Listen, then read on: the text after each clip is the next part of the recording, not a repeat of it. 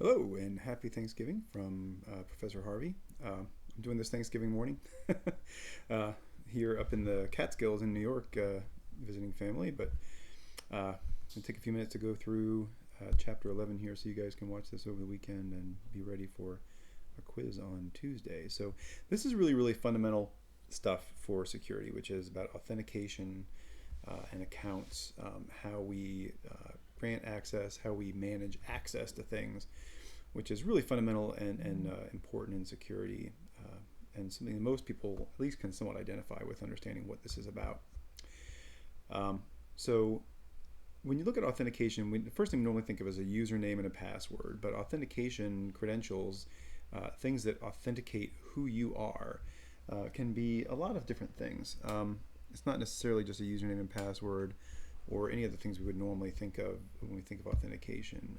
One could be a location, right? If you're, like they say here, a military base. For instance, if you're walking around on the military base, you tend to be the people around tend to assume you belong there because you must have gone through security at some point to get there. So just being there is considered sort of authentication of your legitimacy in being there. You must belong there. Right? Something that you have, like a key fob that opens your car, an ID card, some kind of key. Any kind of key is generally a thing that you have. So what you are, this is typically biometrics. They would call this things like a thumbprint, a hand scan, a face scan, like your iPhone that now looks at your face and decides that you are the right person. And then what you know. So this is the password or a PIN, something like that, a combination to a locker, or something that you do, which is kind of an interesting area that we'll look at in a moment. So here's some example of some things. So typically, the typical normal most common thing, logging into a system, you're asked to identify who you are, which is the username, and then to authenticate that you really are that person who you're claiming to be, which is you need to enter a password that goes along with that username. This is the most common type of authentication today, but it's pretty weak protection because it's just something that you know, and by definition, something that you know could be known by other people, right? I mean, it could be known by lots and lots of people. That knowledge could be spread around. And the key thing about knowledge is that it can be spread around without the original person losing it. You could share your password with somebody, they could see it somehow, watch you enter it. So they're weak protection in that way. Also, it's weak because you can forget it. Something that you know is something you can forget. Anything that you know. And of course, the remedy to that is writing it down, which places it at more risk of being discovered by somebody else. The most effective passwords, because they're hard to guess, of course, that's the other weakness of passwords, is they can be guessed. So the longer they are, the more complex they are, the better they are in terms of being able for someone else being able to guess them, but it makes them more difficult to remember. So, and most users have lots of different accounts. If you're online on the web these days, every place you go, they want you to create an account, choose a password. We're told that they should always be unique. You shouldn't use the same one for multiple things. And the reason for that is because if one of them gets discovered, then the person could know all of them. So, or could guess that, hey, maybe use the same password someplace else and try to log in with your username other places. They find your Facebook password, they can try it on Twitter, they can try it on your Gmail account, they can try it on other places. So you want them all to be unique, but that just makes it that much harder to remember. So also, most security policies say that passwords must expire. You have to change them every so often. That's actually changing. The latest guidance from the National Institute of Standards, their new recommendation is that we not require people to periodically change their passwords at just arbitrary amounts of time, but only require people to change their passwords when there's some reason to believe the password may have been compromised. And the reason for that is that forcing people to change their passwords every 30 days or so, which is very common in businesses and schools and things, forces them to keep changing it, which makes it harder for them to remember, which means they're more likely to get to use a weak password or use repeated passwords at multiple places because it's harder to remember and you have to keep changing it. So the idea is you can encourage people to use strong passwords and unique passwords by telling them that once you choose it, you never have to change it unless it's lost or compromised. And that would incentivize them to use better passwords. But it's still very common. Most businesses and places want you to change your password every 90 days, 120 days, sometimes twice a year, or whatever. They want you to change your password every so often. So users take shortcuts. They use a weak password, something super easy to remember, like the word password. Even people who should know better, computer or system administrators sometimes, use really simple passwords like password. Another really common one, when you're required to change it every so often, a lot of people use the season. So they'll say fall 2018 as a password, because you can capitalize the F, you have numbers, so it meets all the requirements for complexity, and yet it's pretty easy to guess. So people use predictable patterns even for stronger passwords, patterns of numbers, punctuation. When you tell people, hey, you have to use punctuation, 90% of people will put one punctuation mark at the end of their password. When they're told you have to put punctuation in your password, they put it all the way at the end, one punctuation mark, usually a period or an exclamation point. It's the most common thing. Also, people will say, oh, I'm going to be clever by replacing the A's in my password with @ signs. But it's pretty predictable because everybody does that. Replaces the E's with 3's is another common one because it kind of looks like an E. So there's replacing the letter I with a 1. These are all things that are pretty commonly done. This is a ranking of common passwords found, and these are actually found in when people have compromised password databases from large websites like Yahoo and stuff, and then they'll publish like what the most common passwords were. Like when the security guys then get a hold of it, they'll publish the list so you can see here's what people are using as passwords, and these are really obvious and weak. So how passwords are generally attacked? The most common method these days is offline. So we learned before that passwords are normally stored on the system, not in their original form. They're stored as a hash. Do you remember talking about hashes when we talked about cryptography? Right. So a hash takes a certain thing, any kind of input, whether it's just one little word or a whole book or whatever it is, and converts it into a string that's always the same length, no matter how big the thing was that was input into it. The result is always the same length, like 32 characters, for instance, and that would be the hash. So they store those hashes, and then when you input your password, they take your password you input, they do the mathematical function to get the hash of your password and compare it to the hash that they have stored. The advantage of that is that when you type your password in and it gets sent across the network to the other side, they're not sending your actual password because somebody could intercept that. They're sending the hash. So even if somebody gets the hash, they don't have your password. So they'll steal password digests. Digest is essentially the same thing as a hash, synonymous with a hash. And they compare these with their own digests, or they use a brute force attack, and we'll look in more detail at what some of these are like. So brute forcing just means that basically you have a list of hashes of passwords. And so you figure out what hashing method they're using to generate those hashes, and you just guess every possible thing in the world, like just A, and hash that, and compare that, and see if any of the passwords in your big password database matches A.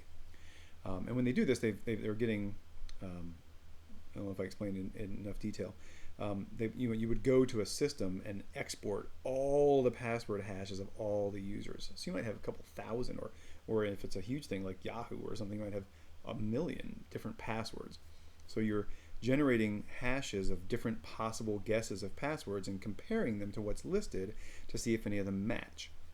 And eventually you'll find some that match, and you'll say, oh, okay, so this password is actually this password is actually that. This is very slow, but it's very thorough. If you do this long enough, eventually you will guess all the passwords, because if you try every possible thing that could be a password, eventually you will be able to break it. NTLM is the NT LAN manager hash. This is the one that Windows typically uses. There's an attack against this that's known as pass the hash. So here, instead of taking the hash and trying to figure out what the original password was by that brute force method, you can just take the hash itself and feed that to the operating system, and it will say, oh, that matches. So you kind of get underneath the operating system and just send the hash itself. And depending on where you're sending it, sometimes the operating system will just recognize the hash itself rather than the password.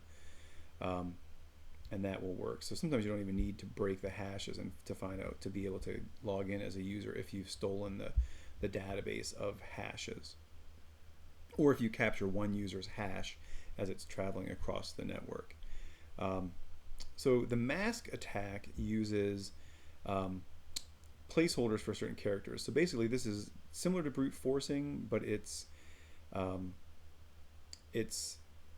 of guessing what some of the likely things are going to be, so that you don't try every single possible thing that could possibly be a password, because it takes too long.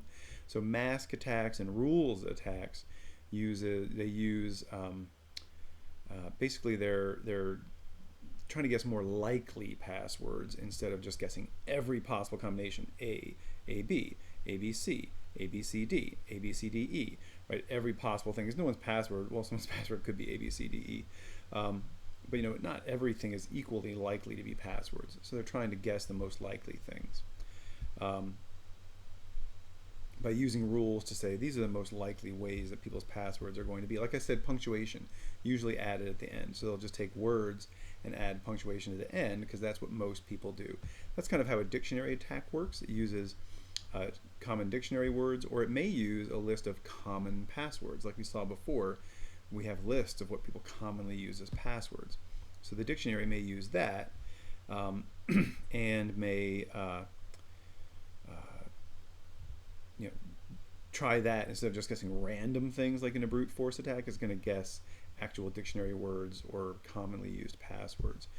A rainbow table attack is a little different, because with a brute force attack, what you're doing is you're taking each random possible password, and then you take it, create the hash, and compare it with all the passwords in the database. With a rainbow table attack, what you do is ahead of time, before you ever even get a password database from someplace, you take a rainbow table, you create a table of all the, you do the brute force attack in advance. Essentially, you take all the possible passwords and say, this is the hash of, you take A, this is the hash of A, B, this is the hash of AB, ABC, this is the hash of ABC, and you create a giant table, like a list of all the different hashes of all the different inputs, everything that they could possibly be. You generate all that ahead of time, and then when you dump all the password hashes from a system, then you're just comparing against the pre-generated table of possible passwords, instead of having to do the brute force in real time generating all the hashes. That is a faster method, but the problem is that if you are dealing with passwords that may be like 8 characters long, the list of all the possible passwords, like every possible combination of characters that's conceivably possible, that's 8 characters long, and the hashes is huge. And so you would need a massive amount of storage to do that, and it still takes a long time to compare the rainbow tables with the table of actual dumped passwords. So even though this sounds like a really great method, and it is a pretty good method, it requires a ton of storage when you use it. The rainbow table, the advantage is that once you can generate the hashes one time and then use them repeatedly, so it's faster than a dictionary attack, and it requires less RAM on the attacking machine, but it requires a massive amount of storage to store the rainbow tables. So this last point, you have to be kind of careful about what they're talking about. They're talking about like the RAM on the computer, not the storage. The storage required is massive, because the rainbow table itself is huge and has to be stored. So that actually takes a lot of storage. Password collections, like they said, this is just using real-world lists of actual passwords people have used. Okay, so proper ways to do password security. For the user, it just means properly managing your password, right? Choosing good passwords, not writing them down in places where people can obviously find them, right? The cliche you see in movies all the time is someone looks like under the person's keyboard and there's their password sitting under their keyboard and that kind of thing. So, taking care of your password properly. For the enterprise, it means making sure that someone can't get a hold of that list of password hashes or digests, right? It's stored on your main server, and it's supposed to be protected there. But there's vulnerabilities that could allow an attacker to go in and get that list of password hashes. So for the company, the enterprise, they need to protect the hashes. The user needs to protect their password, the password itself. Okay, so I have a saying that rhymes. Length is strength, or longer is stronger when it comes to passwords. So every time you add one more character to the length of the password, you exponentially increase the difficulty of guessing that password, because now you have to guess every possible character one more time. I mean, imagine if the password is just one character long, then you're just guessing it's either A or it's B or it's C or it's D, and so you just have to take however many characters are the possible characters it could be, and that's how many guesses you have to make. If the password's 2 characters long, then what happens? Now you need to guess every character with every other character as a second character, and so you multiply. Say the characters are limited to just the letters of the alphabet. That's 26 characters, right?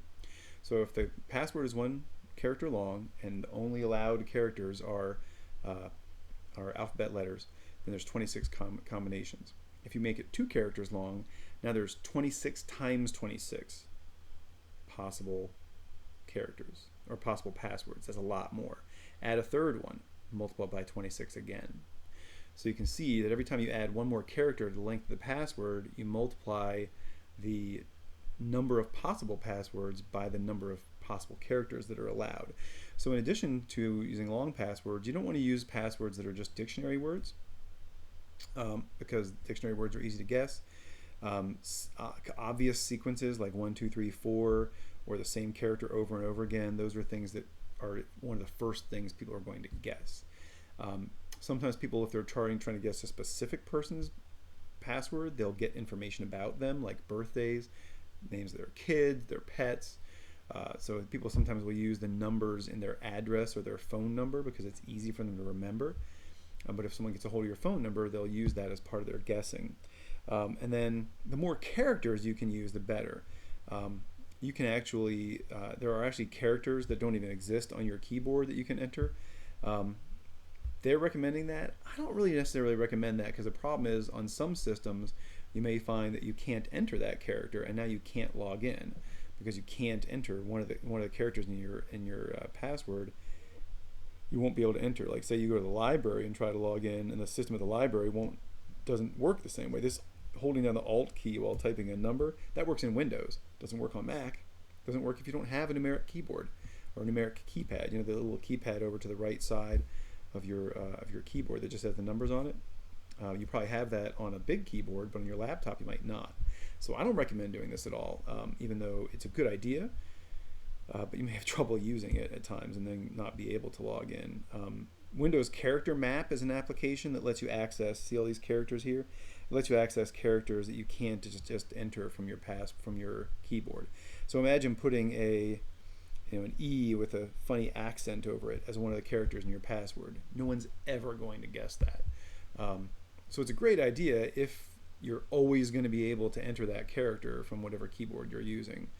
But you could get yourself in trouble by using a character that is hard to enter. Another technique that I really recommend is called a password manager.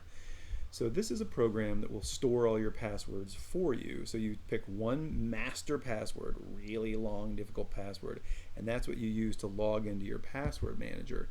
And then your password manager has all your other passwords stored for you. And most of them you can install it on your computer, and it'll automatically fill in your password into forms on the web. Most browsers these days will store passwords for you. I don't recommend storing them in the browser because it's too easy for people to get them out of there. It's very easy. If I get on someone's computer, I can pull all the passwords out that are stored in their browser real quick and easy. It's something we do in forensic investigations. It's really easy to do. I don't recommend using the browser for that, but there are better programs that store them very securely. I use one called Dashlane. There's one called OnePass, LastPass, that are pretty good for storing those things. On the enterprise side, the company side, they need to protect the password digests. The best way to do this, to make it very hard for someone to crack the password hash list, is to use a system that will salt the passwords. So what this does is you take the person's password, and so you store their password, but you also store a random string that is the salt, and you add that to their password. So that way, if even though their password may be really simple, you can just have the system randomly generate a 12-character string and add it to their password before hashing it. And then every time you go to validate it, their password, you add the salt again before hashing it. But that way the hashes are super difficult to break or to brute force, because they have this long random string added to the password. So it's kind of like essentially it automatically, hey, there's my brother saying hello. I'm gonna turn notifications off. Sorry about that. So yeah, salting passwords is a really good idea to do to make rainbow tables and brute force attacks virtually useless. And another is what they call here key stretching. So this means using an algorithm that is intentionally very slow. So normally we think we want everything on the computer to be fast. So like generating like we saw, NTLM is the hashing algorithm that Windows uses, and it's very fast.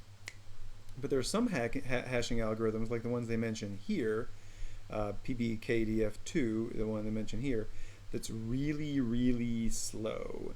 And then they use this really complex thing where they actually perform the hashing algorithm 30,000 times. So they take your password, they hash it, and then they hash that hash, and they hash that hash, and they hash that hash 30,000 times in order to generate your password hash. And every time they validate your password, the computer will do that 30,000 times again in order to make the comparison. So you can still compare the passwords. It's just that if you wanted to do a brute force attack, every time you generate the hash of something in order to try to do a brute force attack, it takes a long time for each one, which makes the brute force attack go really, really, really slow. And then as part of that, they also generate this salt that's 128 bits long, which is so they're adding a salt as well as using a really complex algorithm for hashing. Actually, though, so that's all about password security. But the reality is the best way to do security is, rather than making passwords difficult, is to use something else in addition to the password. Multi-factor authentication, right? The very first thing we talked about at the beginning of this lecture was the different things you can use to authenticate yourself, something you have, something you know. Passwords only takes advantage of something you know. Multi-factor authentication takes advantage of other things, something you have. The most common example, so single-factor authentication uses just one type, like just a thumbprint. Like when you log into your iPhone, you use just your thumbprint. Or just your face, and it logs in. Multi-factor authentication would say, okay, give me your password. Okay, good. Now give me your thumbprint. Now let me take a picture of your face, and I'm going to use both things. Both things have to match in order to authenticate you. That would obviously be slow and time-consuming and annoying to have to do to get into your phone, but it would be more secure. So common items that are used are tokens, cards, or cell phones. These days, cell phones are super common. You can either have an app on your phone, or they'll just text you a code. So you put in your username, put in your password, then they text you a code, and you have to type in that code. So if you don't have the cell phone, even if someone knows your password, if they don't have your cell phone, they can't log in as you. That method, actually, they're saying these days, is not that secure. It's too easy. There's too many ways for someone to intercept the cell phone signal and intercept that text message. So it's better if it's an app or some other thing like that. Even better is a physical card. In the government these days, in order to log on to most computer systems in the government, you have to give a username and password, and then there's a card with a microchip on it you have to put in, and we'll see that here in the lecture a little bit later. So a card, or the token they're talking about, is instead of getting a code in an app on your phone or via text message on your phone, you just have a little a little device that all it does is just has a 6-digit number on it that changes every 30 seconds, and you have to enter that 6-digit number as your second factor. So if you don't have that little device, then you won't be able to log in, even if you know the password. So a token is that little token thing I'm talking about, generates a one-time password, which is usually a little tiny device with a little display window that just has a number on it. And then you can also have software security tokens, like the one I use is an app that's on my phone that kind of does the exact same thing. But it's an app on the phone. It's not being texted to the phone. It's an app on the phone. And we'll look at how that works. So generally these are time-based. Every 30 seconds or every 60 seconds, depending on what type it is, the number changes. And the server is running the same algorithm, and it knows what your initial number was. And based on the initial number, it knows what it will change to, so it can predict, so it will know what your code ought to be at that given time, right? So both that little token or the app on your phone, it's running like a cryptographic program that generates those 6-digit characters. The server is running that same program, and it knows the code that was used to start the sequence on your device, so it knows what your code ought to be. Another type of one-time password, this event-driven type password. It's prompted by some kind of event that takes place or some kind of input that's entered. The way we used to do this in the Army, we would have a challenge in a password, and you'd have like a table of just a bunch of random letters, and it would have on the one side it would say so down one side it would say A, B, C, D, E, F, G, and across the top it would say 1, 2, 3, 4, 5, 6, 7, 8, 9, 10. And in order to authenticate someone over the radio, you would say, I challenge A5. And then you would go to your table and look at A5, like on a spreadsheet, right? Like on a grid. You say A5, and you'd read me the letter that's there. And that would prove that you have the same table I'm looking at. So the advantage of this over password is that the code changes frequently, and even if your password's been stolen, no one can predict that. Only the computer knows, and the token knows what your current one-time password would be. That code, right? So this is a time-based version.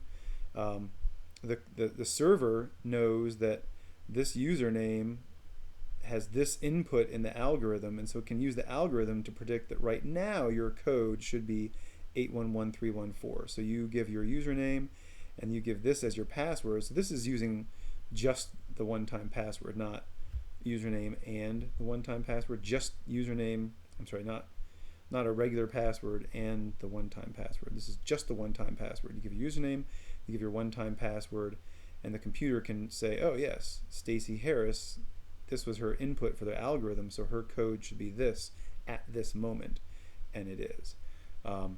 What it actually does, though, because the problem with this is the number changes a lot of times every 30 seconds. So by the time you see it on the screen and enter it in your keyboard and send it across the network, the code may have changed to the next one. So the way you get around this is what the server actually does is it generates the most recent 3 codes. It'll generate the last one that it should have been 30 seconds ago, the one it should be right now, and the one that it will be in 30 seconds. And if you enter any of those 3, it will authenticate you, because that allows for a time delay, so it won't cause the code to have changed in that time. It won't cause you to have a problem like that. So a smart card can either be contactless, right, like a near field communication like we talked about in wireless, or it can have a chip. And we'll see that this is the way that the military uses what they call a CAC card, and the civilian government uses what they call a PIV card. The PIV is personal identity verification, and you see these on people all the time. If any of your parents works for the government, you may have seen one. Basically, it's your ID card. It has your picture and your name on it, but it also has this microchip embedded in it that acts as a verification of your identity, talks directly to the computer. And as they say here, the cell phones are widely replacing the tokens and the cards. A lot of times these are done through an app on your cell phone instead, or even near field communications, because most cell phones do that these days too. So biometrics are something that you are. So this is like a thumbprint, a handprint. They can scan your retina of your eye, fingerprints, all those types of things. So fingerprint scanners, if you have an iPhone, that's a static fingerprint.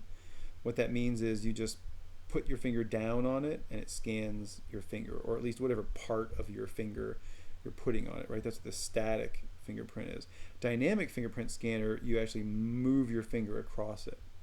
So this is, you used to see these all the time. It's this thin little slit here, and so you put your thumb up at the top of it. So you put your thumb up here and you go like that across it, and it scans your fingerprint that way. So voice recognition is another method of this, but there's a couple problems with these types of biometrics. One is rejecting authorized users. If you have voice recognition and then you've got the flu, your voice may have changed enough that the voice recognition no longer works properly. It doesn't recognize your voice because your voice has changed because you've got the flu, you've got a cold, you were at the football game screaming all night last night, and so you're having trouble talking, and you can't get the voice recognition system to recognize you. Or it might recognize somebody who their thumbprint is very close to yours, their eye looks very close to yours, their face looks very close to yours.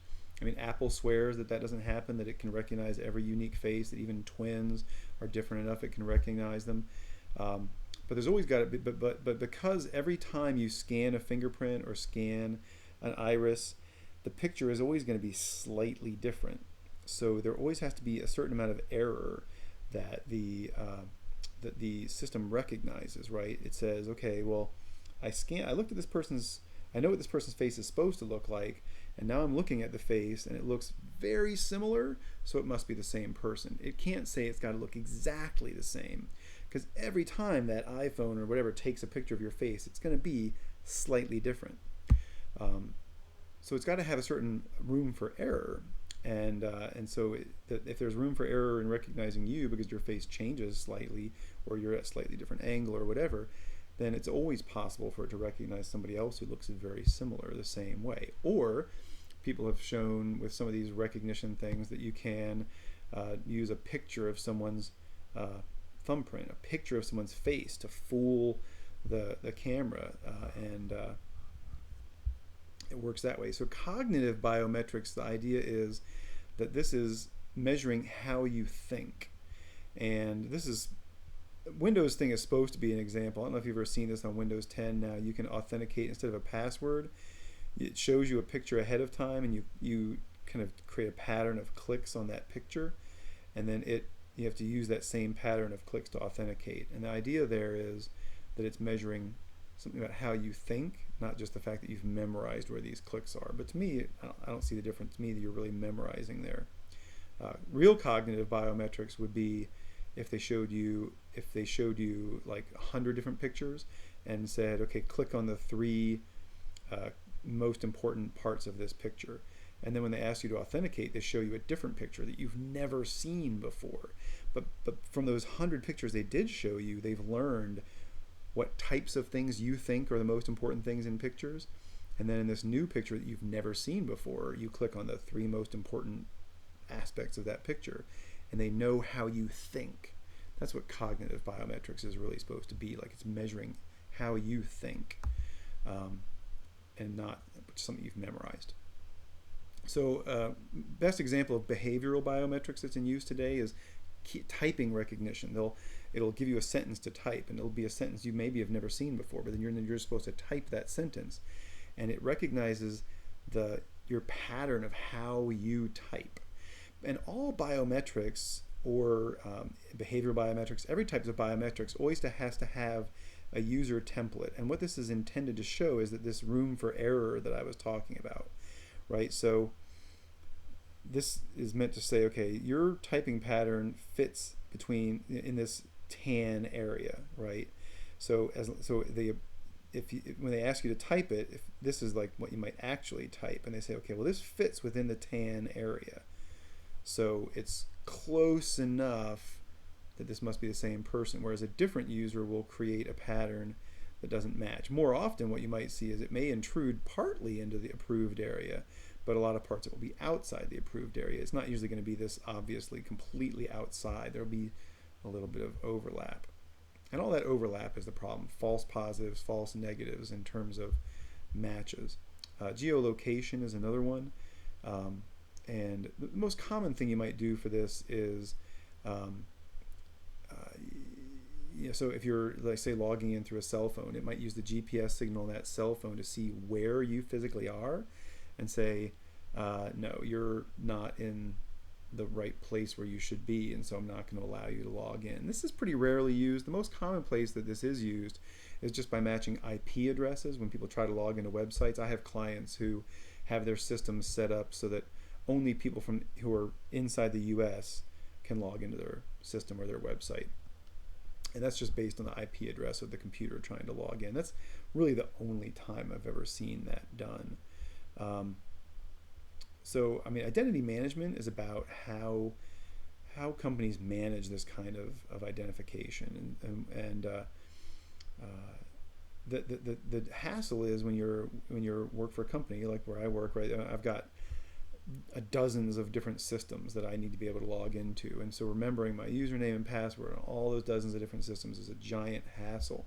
So, federated identity management or single sign-on, the idea is that you can use one login to authenticate you to different systems. So I can sign in one time, and then one central system will vouch for me to all these other systems. And so OAuth and OpenID and Shibboleth, these are three really common single sign-on methods. So user account passwords. So generally there are rules for passwords. Most places these days have rules that say, well, your password needs to be a certain length, it needs to have certain characters in it, it has to have at least one capital letter or something like that, to try to force you to choose a more complex password.